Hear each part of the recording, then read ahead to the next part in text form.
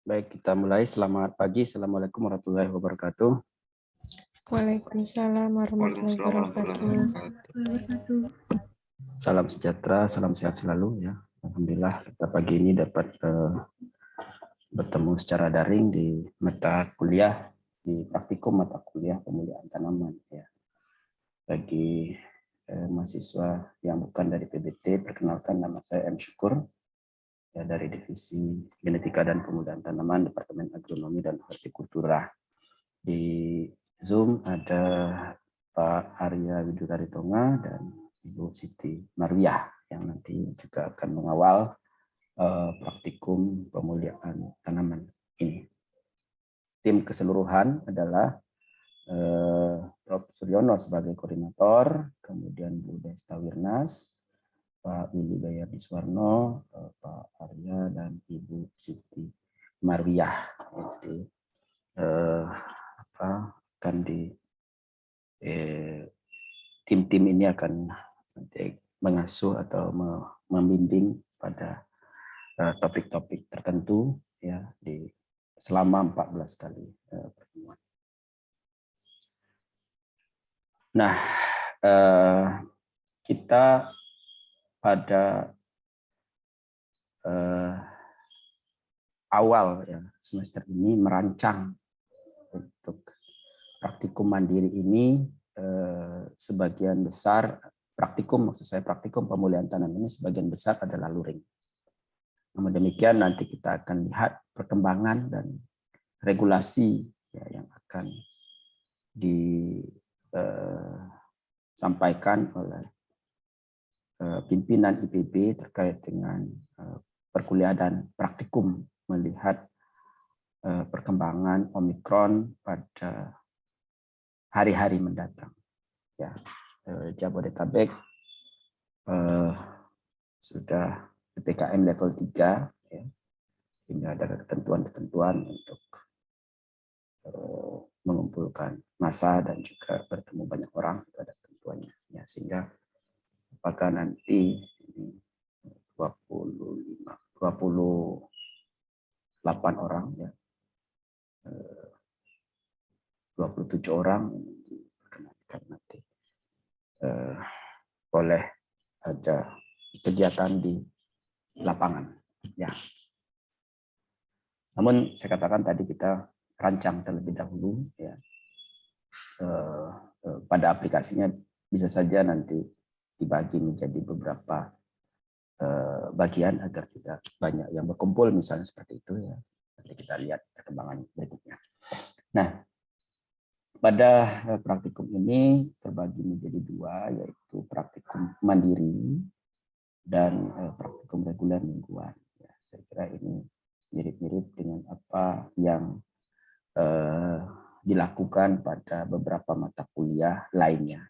Nah, bedanya adalah praktikum mandiri pada mata kuliah ini atau pada praktikum ini adalah ada kegiatan lapangan yang biasanya mengikuti ya, topik-topik dari penelitian mahasiswa S1, S2 maupun S3 atau juga topik praktikum lain yang mahasiswa S1 yang populasinya bisa digunakan sebagai data untuk membuat laporan praktikum mandiri. Nah, kita berencana untuk membagi kelompok itu 10 sampai 15 kelompok tergantung dari topik yang tersedia nantinya. Ya, dengan jumlah 27 orang, kelihatannya kita akan bagi satu kelompok itu 2 sampai 3 orang mahasiswa. Ya. Nah, topiknya sendiri akan disampaikan di minggu-minggu datang. Pak Arya sedang mendata ya topik-topik dosen yang sedang dikerjakan mahasiswa pada saat ini, ya, pada saat ini atau pengamatan data-data yang dibangkitkan itu masih memungkinkan kita lakukan pada periode semester ini. Ya, jadi artinya bisa di depan, bisa di tengah, bisa di belakang, datanya itu diamati ya. Mungkin saja ada kelompok-kelompok yang harus segera mengamati mendapatkan datanya di awal-awal praktikum ini terkait dengan materi yang mungkin sudah akan berakhir di penelitian mahasiswa. Oleh karena itu nanti ketika dapat topik harus segera konsultasi apakah datanya itu dibangkitkan atau diamati pada saat ini atau di minggu-minggu mendatang. Nah, dari data yang ada ini tiap kelompok mahasiswa tadi membuat laporan sesuai topiknya masing-masing ya, di mana laporan ini terdiri dari pendahuluan, tinjauan pustaka, bahan dan metode, hasil dan pembahasan, kesimpulan dan saran, daftar pustaka dan lampiran jika ada. Ya, jadi saya kira ini berlaku sebagaimana karya-karya ilmiah lainnya ya. Pendahuluan ini mencakup justifikasi mengapa topik ini dikerjakan. Biasanya mulai dari hal-hal yang bersifat umum mengerucut kepada hal yang bersifat khusus, kemudian diakhiri dengan tujuan ya melakukan kegiatan ini. Tinjauan pustaka adalah state of the art dari kegiatan-kegiatan yang sudah ada ya, atau data-data pendukung, pustaka-pustaka pendukung dari kegiatan yang ini dilakukan ya. Tentu diusahakan pustaka-pustaka itu adalah pustaka primer dari jurnal ilmiah. Ya, akan baik lagi kalau kita belajar untuk mendapatkan pustaka kekinian ya nanti, karena Anda akan diminta untuk menulis jurnal gitu ya sebagai bagian dari proses kuliah di sini di IPB, yang dimana masing-masing jurnal itu ada aturannya masing-masing, tapi secara umum pustaka itu menjadi sangat penting di hampir semua jurnal, bahkan ada yang mengharuskan 80% adalah pustaka 10 tahun terakhir dan 80% dari pustaka primer berupa jurnal. Jadi saya kira setiap mata kuliah praktikum ini ajang untuk kita latihan ya dalam berbagai latihan dalam hal menulis dan sebagainya. Kemudian bahan dan metode itu terkait dengan bahan dan metode yang ada di lapangan, utamanya adalah bahan genetik ya, bahan-bahan lain yang dianggap sangat perlu ya, tidak harus terlalu detail semua bahan yang dipakai itu dicantumkan. Kemudian hasil dan pembahasan nanti hasil berupa data-data saya kira yang diolah ya, tergantung kepada topiknya. Nanti ada data yang diolah mungkin dalam bentuk ANOVA, mungkin saja dalam bentuk gambar, histogram, mungkin saja dalam bentuk lainnya deskriptif gitu ya. Misalnya kalau uji kebenaran barangkali deskriptif ya. Kalaupun akan diolah paling uji T untuk membedakan antara yang hasil deskripsinya dengan data-data yang ada di lapangan. Pembahasan tentu membahas data-data yang telah dibangkitkan tadi, hasil apakah sesuai dengan pustaka atau tidak, apakah sesuai dengan yang sudah dilakukan atau tidak, itu dibahas. Kesimpulan dan saran apa yang dapat disimpulkan di situ, lalu kemudian apa yang perlu disarankan. Misalnya ini kita latihan dalam penulisan laporan dan karya ilmiah. Daftar pustaka, saya kira daftar itu apalagi kalau kita bicara persentase mesti jumlahnya banyak ya. Jadi ada beberapa jurnal juga yang mengharuskan 25 pustaka, misalnya ada 20 pustaka, sehingga kalau di persentase pustaka primer dan sebagainya itu representatif ya. Lampiran bisa saja data mentah atau gambar-gambar.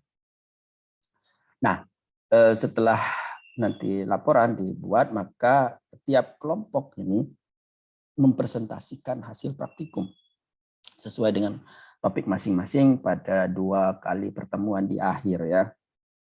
Karena kita mencoba untuk merancang topik-topik itu berbeda satu dengan yang lainnya, sehingga sangat penting untuk diketahui oleh seluruh peserta praktikum yang utama adalah dari data mentah itu diolah dan digunakan untuk kepentingan apa. Itu misi dari praktikum ini. Jadi data-data mentah digunakan untuk apa, lalu menjadi tulisan seperti apa. Ya. Jadi bisa saja dari praktik dari penelitian yang sama, yang mahasiswa satu orang itu oleh dua kelompok yang berbeda, tapi arah topiknya berbeda, pengolahannya berbeda, dan akhirnya kita bisa mengetahui bahwa data-data yang semacam itu bisa digunakan untuk berbagai kepentingan. Nah, jadi dengan kita mempresentasikan, dengan masing-masing kelompok mempresentasikan, harapan kita adalah meskipun kelompok lain tidak mengerjakan, tetapi akan mengetahui dari informasi tersebut dan sangat berguna nanti pada saat menyusun tesis, disertasi, maupun juga menulis jurnal, dan juga nanti pada saat Anda telah bekerja atau pada saat Anda kembali ke instansi masing-masing.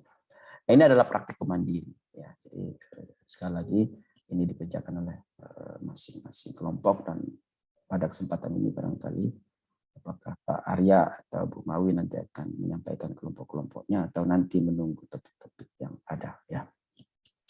Nah, sementara praktikum yang kelompok yang kedua itu adalah praktikum mingguan. Jadi setiap minggu melakukan kegiatan praktikum reguler begitu ya.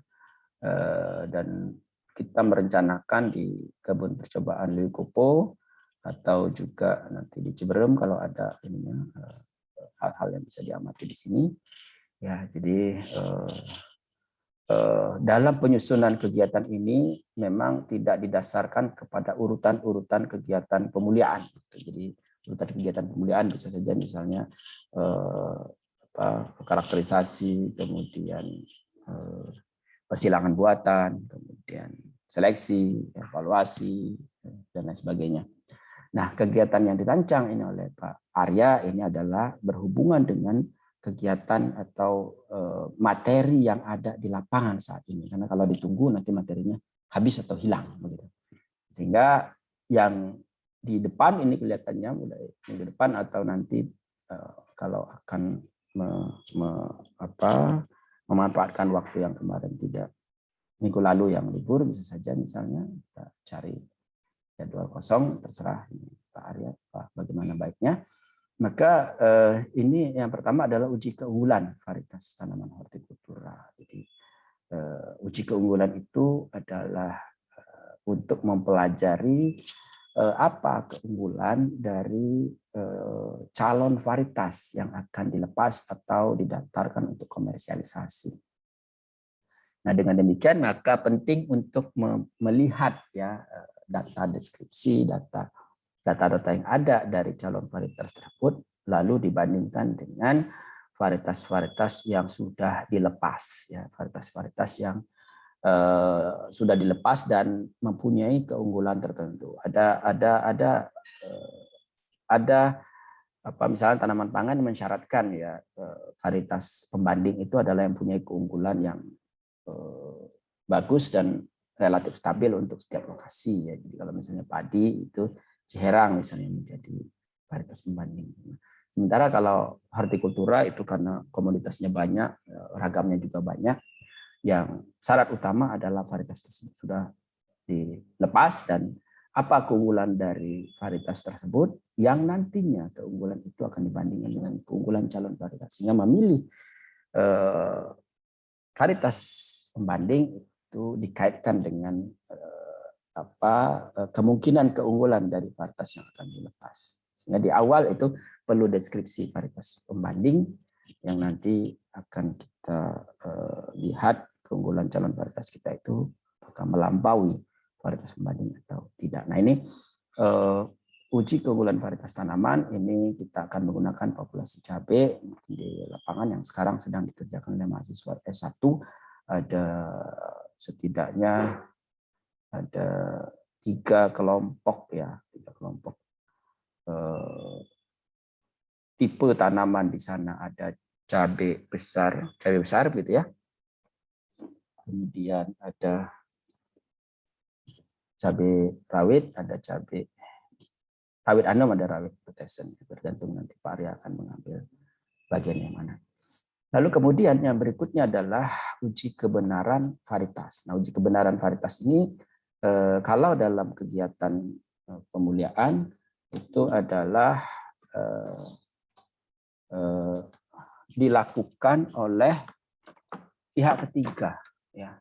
Jadi kalau keunggulan tadi dilakukan oleh pengusul, kalau uji kebenaran itu dilakukan oleh pihak ketiga, ya, di mana pihak ketiga ini akan mempelajari deskripsi dari calon varietas yang diajukan ya, oleh pengusul, kemudian dicek oleh pihak ketiga apakah sesuai atau tidak kenyataannya di lapangan. Sehingga deskripsi harus lengkap dan itu yang menjadi dasar bagi pihak ketiga tersebut untuk menyatakan varietas ini benar atau tidak. Nah, dengan demikian maka uji kebenaran varietas tanaman sesungguhnya tidak memerlukan varietas pembanding karena yang kita evaluasi adalah calon varietas itu saja.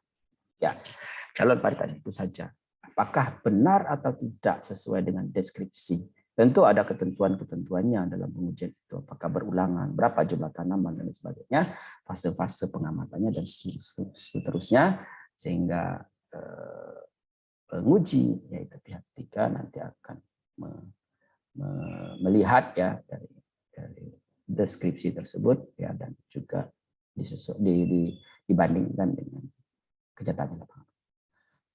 Yang berikutnya adalah uji BUS. Nah, ini saya kira ketiga uji ini sangat terkait dengan materi yang kita punya ya. Uji BUS itu adalah untuk perlindungan varietas tanaman. Yang diuji adalah keunikannya, keseragaman, kestabilan. Karena kalau kita menguji calon varietas mesti baru. Ya. Unik, seragam, stabil. Seragam stabil itu dalam satu pengujian. Jadi kalau dia seragam maka dianggap stabil. Oleh karena itu yang utama adalah keunikan. Apakah ada bedanya atau tidak dengan varietas pembanding. Oleh karena itu penting untuk memilih varietas pembanding. Nanti Pak Arya akan memilihkan calon varietas yang akan dilindungi dan varietas pembanding. Ya. Karena ini varietas pembanding itu adalah varietas yang sangat mirip dengan calon varietas yang akan minta dilindungi itu. Ya, sangat mirip. Nah, oleh karena itu kalau di pusat perlindungan varietas selain nanti pengusul mengajukan calon varietas pembanding, nanti akan pemeriksa di sana akan mengevaluasi apakah betul tidak ya calon varietas pembanding sesuai dengan ketentuan atau tidak. Kalau tidak, mereka juga akan mengusulkan varietas pembanding dan yang mengesahkan boleh atau tidak varietas itu digunakan sebagai pembanding adalah Komisi VPT. Komisi Perlindungan Varietas. Itulah nanti akan dipakai menjadi dasar sebagai varietas pembanding. Jadi varietas yang akan diuji, yang akan dilindungi dengan varietas pembanding berarti harus diletakkan berdekatan nantinya penanamannya, ya, dan ada jumlah minimal yang harus dipenuhi sehingga ketika lakukan pengamatan dua varietas itu betul-betul tersandingkan, ya. Kalau misalnya tidak bisa kalau tidak bisa dalam bentuk tanaman, maka berbagai bagian dari tanaman tersebut, daun, buah dan sebagainya diambil lalu didekatkan ya dan dilakukan pemotretan. Nah, biasanya kalau dalam real kenyataannya uji BUS ini dilakukan oleh kementerian di stasiun Kementerian Pertanian. Nah, jadi ketiga uji ini sesungguhnya adalah simulasi. Dan kalau dalam alur kegiatan pemulihan tanaman, ini adalah bagian ujung ya dari kegiatan pemulihan tanaman setelah karakterisasi, perluasan keragaman genetik, seleksi, baru evaluasi. Nah, ini bagian dari evaluasi. Evaluasi itu adalah uji keunggulan, uji kebenaran, uji BUS. Itu adalah bagian dari evaluasi. Ya. Nah, kemudian pada pertemuan berikutnya adalah penyerbukan buatan dan seleksi tanaman menyerbuk sendiri. Intermediate barangkali kalau cabai ya. Nah ini saya katakan tidak urut sesuai dengan kegiatan. Penyerbukan ini akan dilakukan pada minggu ke-5, tetapi bisa saja ya pada minggu ke-5 ini tadi kalau mau dilakukan di luar itu itu dan tanamannya masih ada, bisa dilakukan di luar itu ya Pak Arya ya. Misalnya kalau ada hari Sabtu mau praktikum, silakan. Nah, analisis data. Nah, biasanya kita pengamatan karakter kualitatif dulu baru analisis data. Tapi karena ini berarti datanya adalah data sekunder nantinya yang diberikan melalui Zoom. Nah, kemudian tanaman yang lain ya, penyerbukan buatan pada tanaman yang lain. Apakah itu kacang hijau, jagung, mentimun. Jadi kita usahakan ada perwakilan dari tanamannya, ada tanaman menyebut sendiri, tanaman menyebut silang, dan tanaman yang intermediate. Ya. Kemudian ada juga seleksi dan kemajuan seleksi, sehingga kita pengamatan di lapangan, ya bagaimana kita melakukan seleksi, lalu kemudian bagaimana mengevaluasi hasil seleksi tersebut. Ya. Lalu tadi ada 2 kali pertemuan untuk praktikum mandiri, artinya mengisi absen, lalu silakan mahasiswa melakukan kegiatannya masing-masing, tidak harus pada tanggal tersebut, boleh di luar itu, tapi pengisian absen harus pada tanggal tersebut.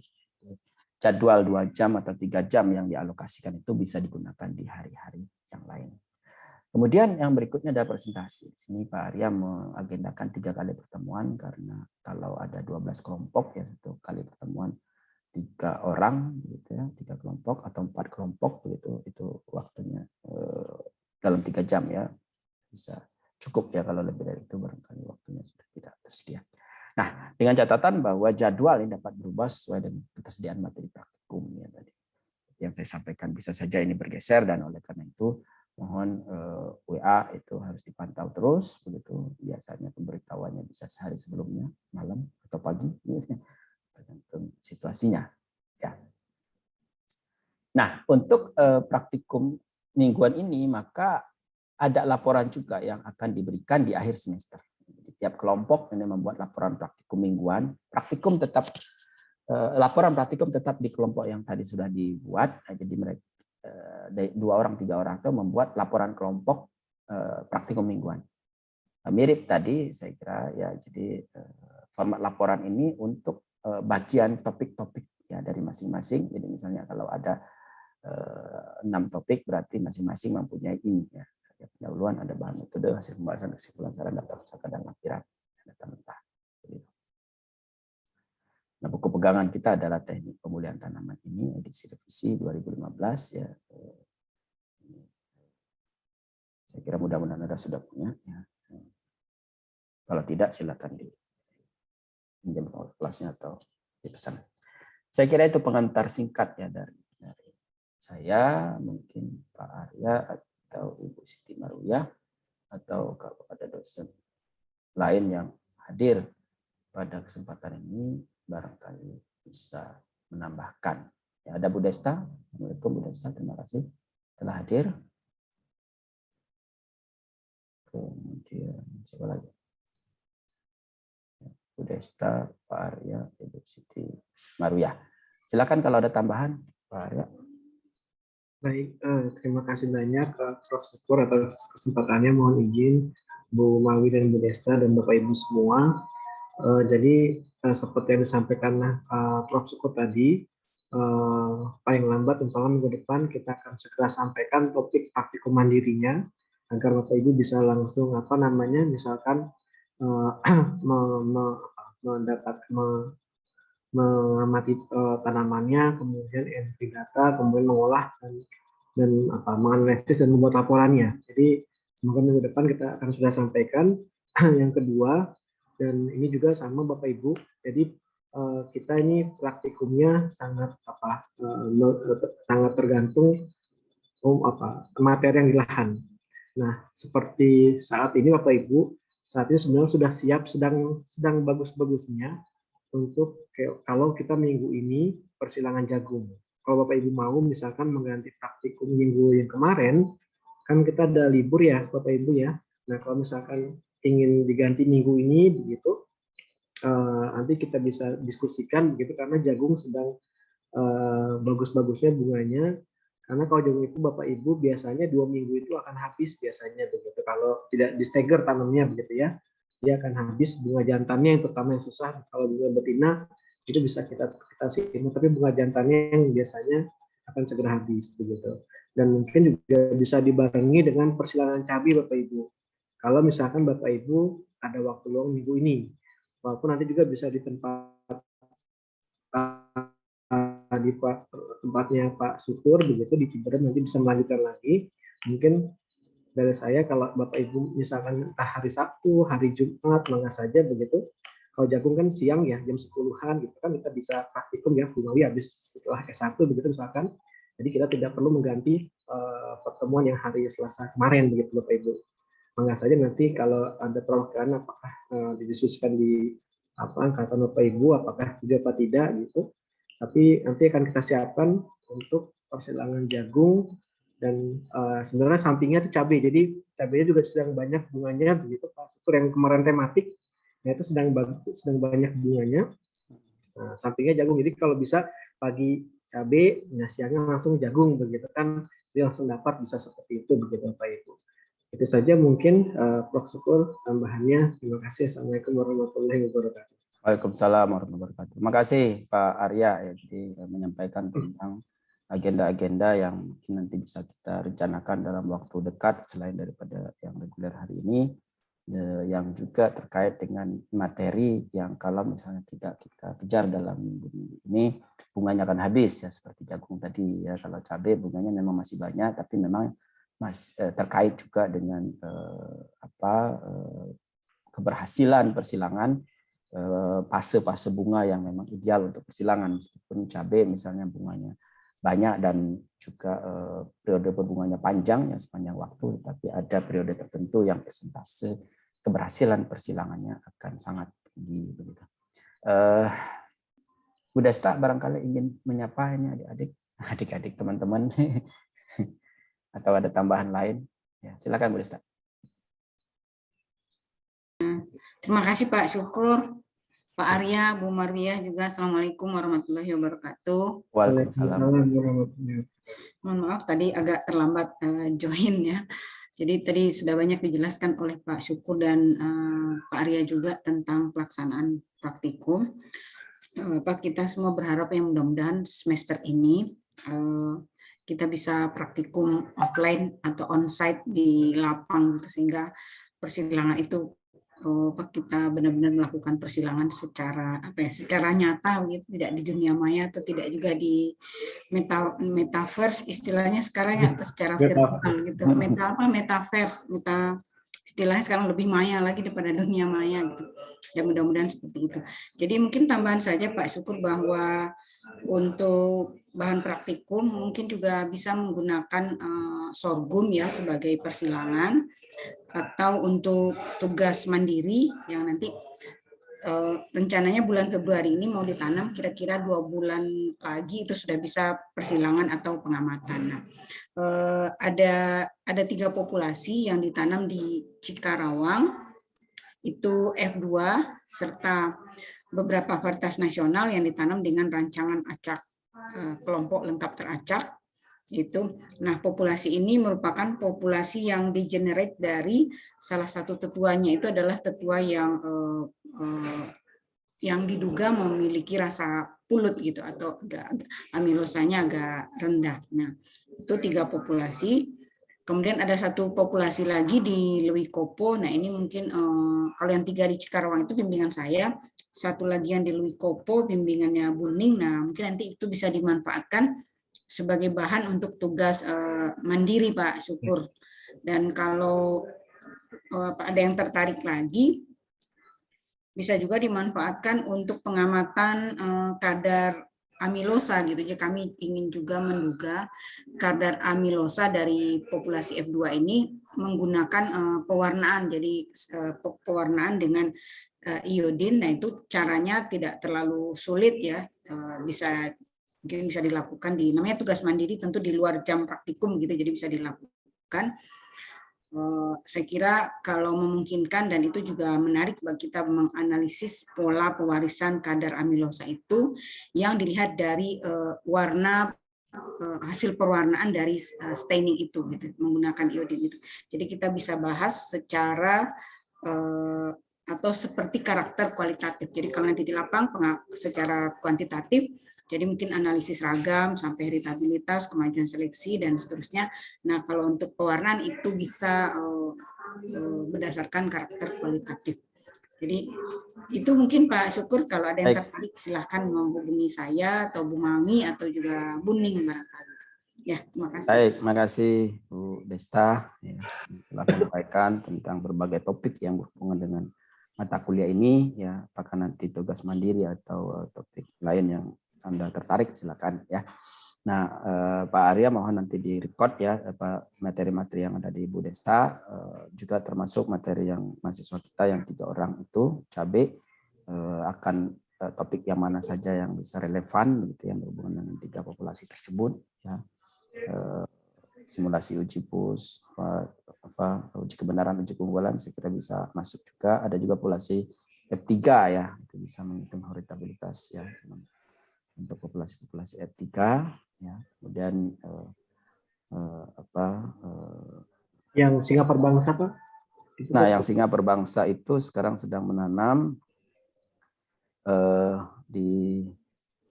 sudah menanam ya sekarang, dan itu sebetulnya juga ditanam di tempat lain, ada di Jogja, ada di singa perbangsa sendiri ya, di mana itu? Di Karawang, ada di Polinela. Tetapi kita praktikumnya kan cuma punya waktu 2 bulan ya, apakah datanya itu bisa dibangkitkan dalam 2 bulan? Ini yang saya agak rada sangsi juga begitu ya. Biasanya kalau untuk data ini tuh ideal kalau sudah diamati separohnya gitu, tinggal ditunggu separohnya lagi, maka data itu bisa komplit begitu ya. Nah, kalau sekarang menanam berarti kan baru dua ini lagi baru. Nah, topik atau yang digunakan mahasiswa satunya lagi untuk yang cabai besar itu kan sebetulnya ada juga kan data-data di lokasi yang lain, jadi itu bisa digunakan juga untuk analisis stabilitas, misalnya cek data-data yang sama itu atau genotipe yang sama itu berapa, 3 atau 4 atau 5, saya kira sudah bisa juga untuk analisis stabilitas Pak Arya ya. Sehingga nanti data sekunder yang kita gunakan 3 atau 4, data primernya amati sendiri yang di tanaman yang non hibrida itu ya, coba cek apakah ada atau tidak nanti irisannya. Bu Siti Marwiah, silakan menyapa dan juga menyampaikan barangkali ada hal-hal yang terkait dengan pemulihan. Silakan. Baik, terima kasih Pak Syukur. Assalamualaikum warahmatullahi wabarakatuh.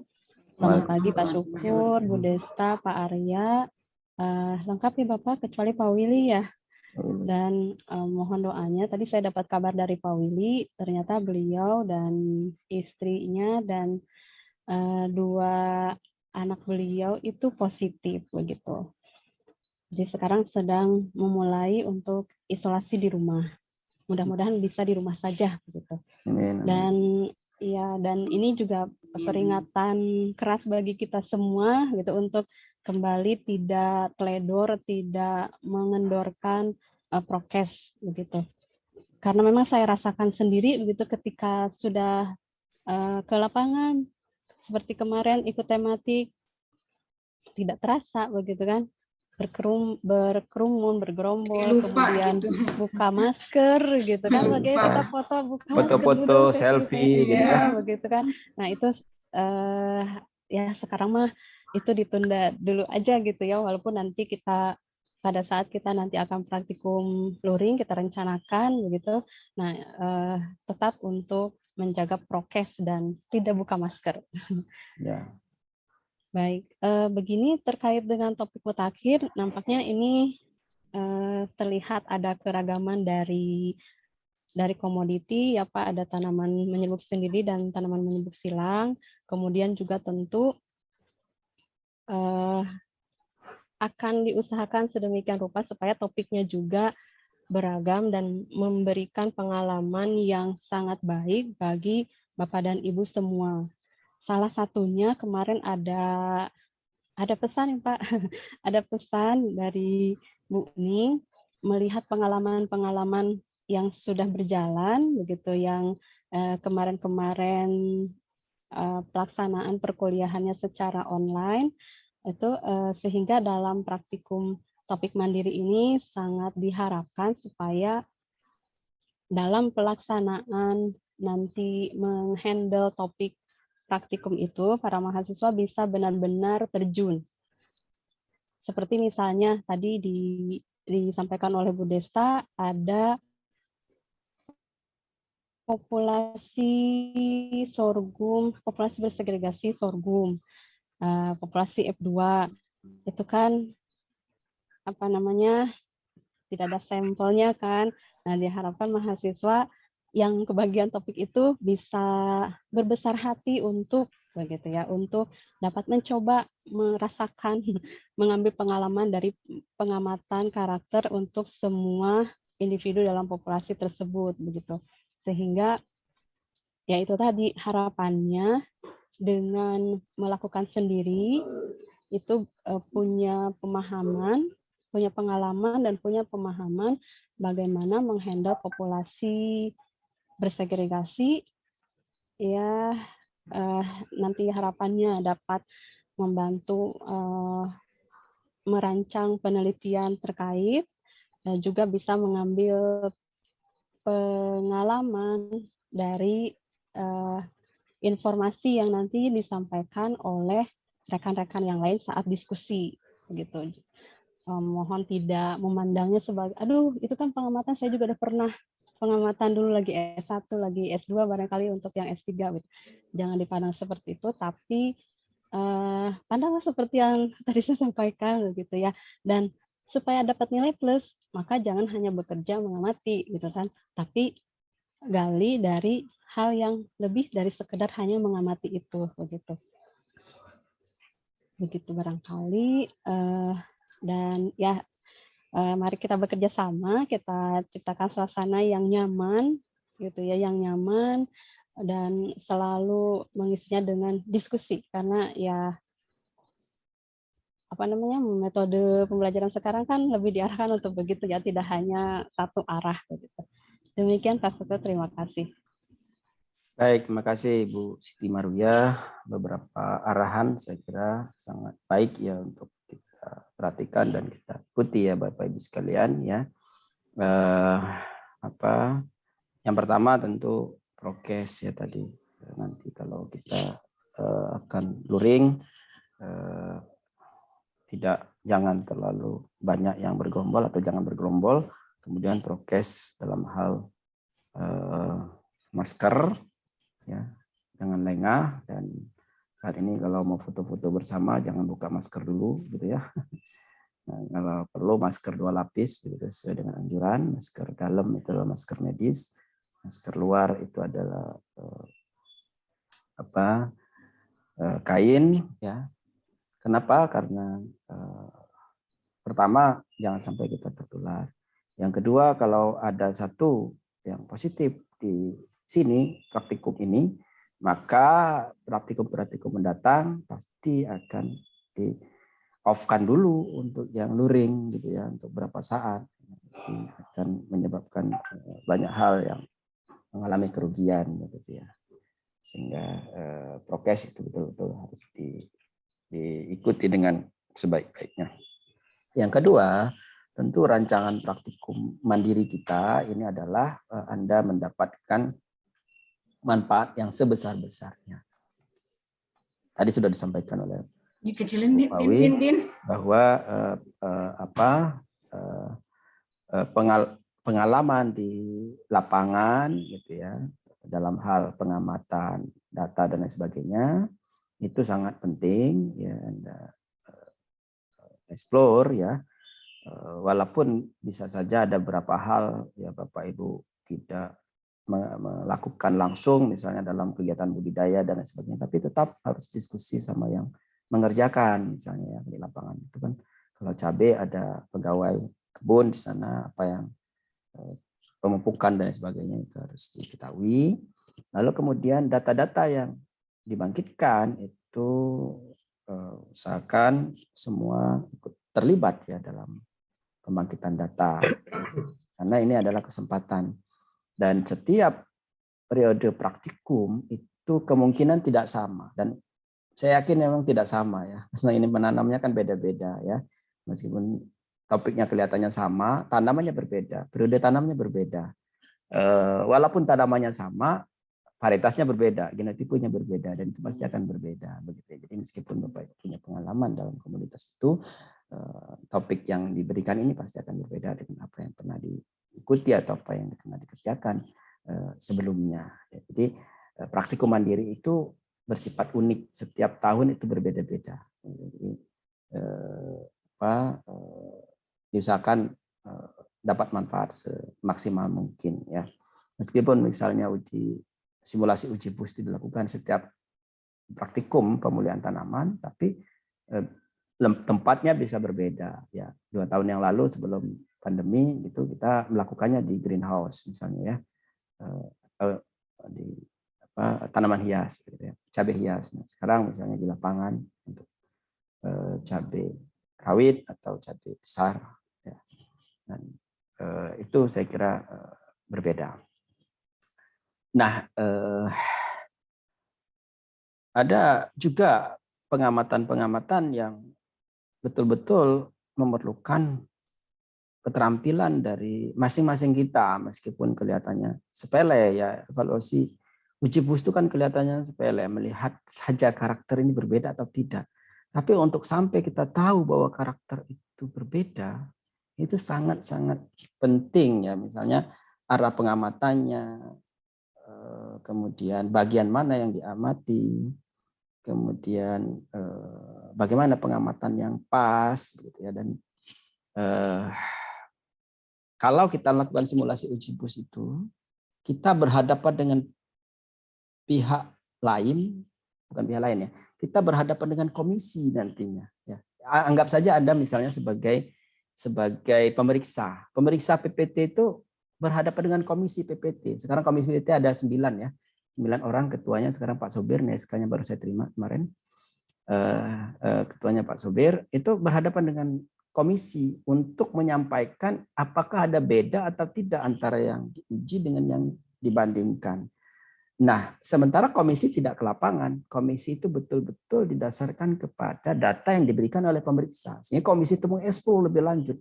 Apakah pemeriksa ini betul-betul tahu atau memahami karakter itu sebelum komisi PPT menyampaikan betul ada bedanya dengan yang dibandingkan sehingga bisa diberikan hak pelindungan varietas. Begitu.